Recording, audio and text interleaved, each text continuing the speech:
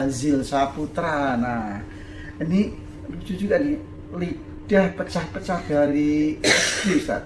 Dari SD, nah sekarang beliau ini sudah hampir 20 tahunan ini.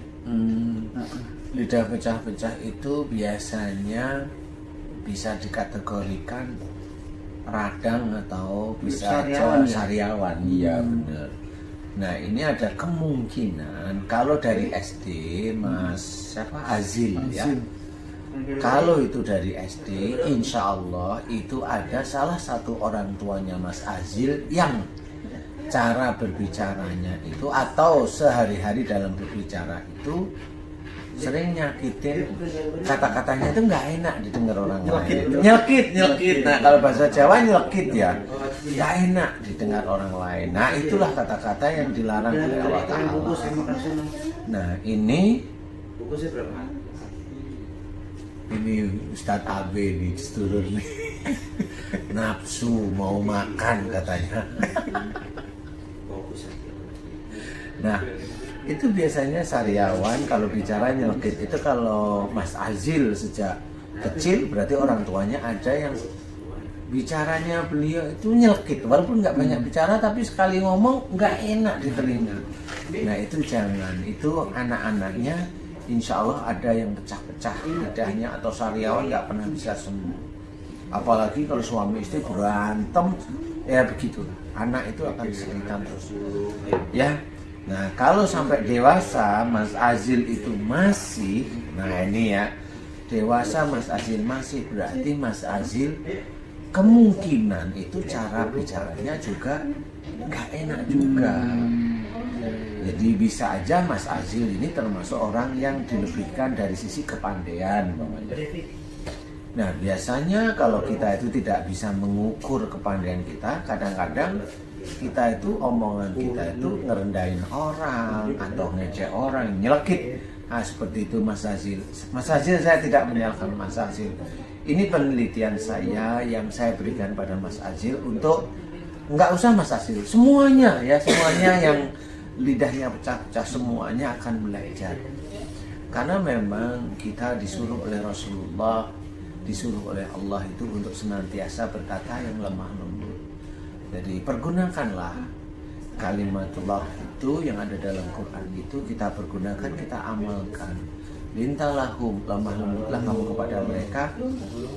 Ayo kita kerjakan lemah lembut, kerjakan. Kalau orang itu memaki kita, nggak perlu kita tandangi dengan kita marah. Cukup didoakan, cukup diberi dia hidayah oleh Allah Ta'ala. Itu suka. Malaikat kiraman katibin suka sama kita yang begitu. Jadi kita tidak terpancing. Insya Allah paling tidak sariawan itu insya Allah nggak ada. Kalaupun ada setahun sekali normal lah, kayak musim durian. Kalau di Indonesia setahun satu kali. Kecuali musim musangking, Sekali.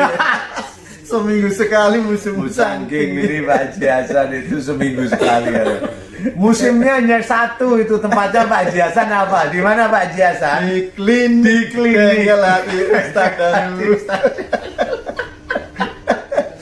Itu duriannya nggak ada pohonnya, tapi langsung ada durian. Musim gitu. Insya Allah seperti itu ya untuk Mas Azil. Caranya berdoa sama apa yang saya ceritakan tadi adalah kekurangan-kekurangan kita. Mohonlah ampunan kepada itu, kemudian berubah. Insya Allah itu sariawan hilang kok. Insya Allah ya. Kemudian dari Mbak Erlita nih, darahnya rendah Ustaz. Kenapa itu Ustaz? Darahnya rendah, ya biasanya tensinya atau darah rendah itu biasanya orang dan darah rendah itu banyak ya kasusnya. Bisa dari nggak pede, itu juga bisa darah rendah, nggak pede, nggak percaya diri. Kemudian khawatir walaupun tidak tinggi tapi khawatir aja, nggak yakin. Kemudian khawatir itu kan bisa setiap hari muncul. Kemudian ya itu yang jelas nggak pede, khawatir. Kemudian persoalan nggak emosi nggak juga, karena ada yang orang darahnya rendah tapi emosinya tinggi juga, sama ada emosinya yang tinggi ya, karena itu nggak berpengaruh. Cuma Setelah emosi tinggi nanti dia mulai umur-umur tertentu tensinya dia akan naik. Naik menjadi penyakit. Kalau darah rendah insya Allah nggak usah takut. Itu hanya apa ya, kalau teman-teman psikolog itu apa namanya, psikis. Memang betul sih. Gangguan psikis saja. Gangguan psikis saja, tapi insya Allah rubah. Nggak usah terlalu pede, nggak. Tapi cukup biasa aja. Letakkan apa yang sudah kita kerjakan, serahkan sama Allah. Kalau kita itu malu dalam ini nggak usah malu. Semua orang itu punya sifat malu dan orang tidak melihat kita dari sisi malu. Tapi cobalah belajar untuk tidak malu. Pede tapi nggak sombong, gitu aja sih. Jadi nggak perlu makan daging kambing sebanyak-banyaknya gitu. Oh, kalau makan daging kambing, kalau ini nih Pak Haji. Kalau makan daging kambing itu boleh, tapi ajak-ajak kita. Tapi ajak-ajak kita. Daging kambing, ada sate kambing enak sekali di dunia. Di mana itu tempatnya? Sedulur pengen tahu, di Bojonegoro. Itu nggak ada yang ngalahin. Saya cuma nggak mau ngomong aja di tempat itu, saya tahu. Nanti langsung. Nanti kita Uber di masjid, belok ke utara ada perempatan, nyebrang lagi ya.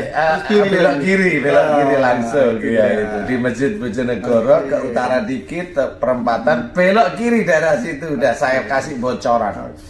Insya Allah di situ. Pak Edi Supanto yang masih garap proyek di Bojonegoro, jangan lupa kemarin nyari-nyari belum ketemu nih. Ada itu warungnya kecil gitu ya, nyari-nyari belum ketemu lah. Jangan lupa itu Pak Edi. Oke. Alhamdulillah Ustaz Danu ilmunya luar biasa dan masih ada yang terakhir kayak ini ya. Iya. Mbak Lilis Purwanti betul nih. Sakit liver ini. Sakit liver kuning, umurnya berapa sih? 21 tahun. Umur 21 Mbak Lilis sudah kena ya. Kena sakit liver. Tapi saya salut nih Pak Haji. Kalau ini memang betul tanya sama di YouTube-nya Pak Haji, saya salut sama Mbak Lilis nih. Saya bilang salut. Karena Mbak Lilis mau belajar juga kayaknya. Nah, Mbak Lilis dengarkan sambil cengar-cengir ya. Kenapa sakit liver? Nih, sakit liver itu insya Allah dari satu kekakuan.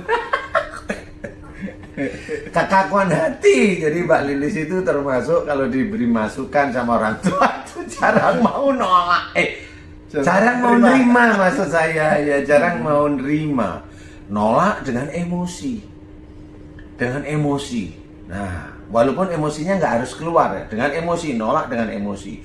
Dan gampang sekali emosi atau gampang sekali tersinggung.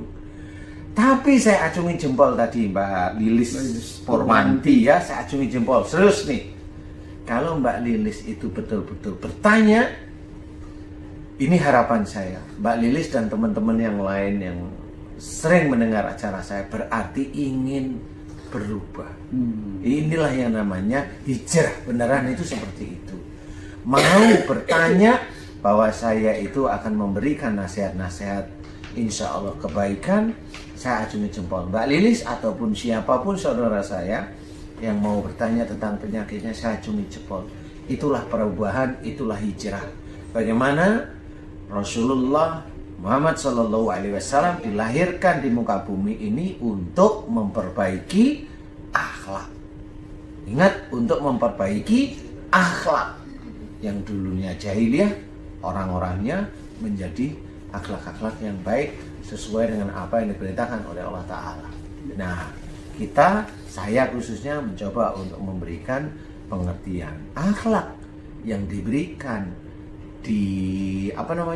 diajarkan oleh Rasulullah. Inilah sebenarnya yang insya Allah bisa menjadikan kesembuhan, atau kalau kita sejak kecil berusaha untuk menjadi seorang yang baik, insya Allah tidak ada sakit di tubuh. Akhlak Rasulullah. Nah, mudah-mudahan ini bisa menjadi manfaat bagi sedulur-sedulur lainnya. Amin ya rabbal alamin. Innama bu'itsu liutammima makarimal akhlak. Nah, kira-kira begitu ya Ustaz. Terima kasih banyak ilmunya Ustaz. Terima kasih 2 kali. Jadinya 3 kali nih. Terima kasih lagi Ustaz ya. Padahal belum bisa ngasih apa-apa loh, Sudah, terima kasih. Mudah-mudahan ilmu yang sudah disampaikan oleh Ustadz kita, guru kita bisa menambah kekayaan pengetahuan kita dan juga menambah keinginan kita untuk berubah. Amin. Yang akhlaknya selama ini kurang bagus menjadi bagus, yang sudah bagus lebih bagus lagi, sehingga penyakit yang ada di diri kita insya Allah ambiar, bablas dan sebagainya ya. Oke, masih banyak pertanyaan-pertanyaan tapi tunggu waktu berikutnya para dulur ya. Harap bersabar. Subscribe, like, comment, and share. Mantep. Mantep. Oke. Assalamualaikum warahmatullahi wabarakatuh. Waalaikumsalam warahmatullahi wabarakatuh.